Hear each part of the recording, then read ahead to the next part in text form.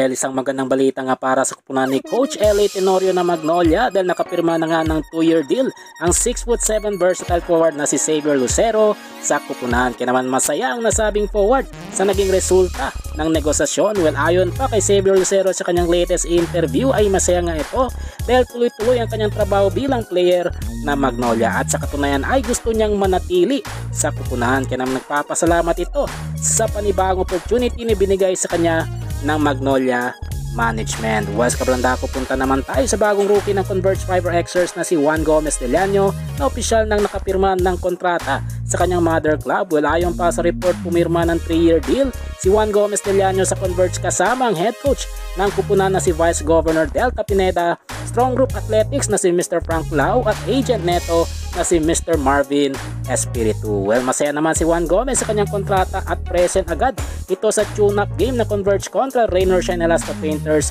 sa perong araw ng kanyang contract signing.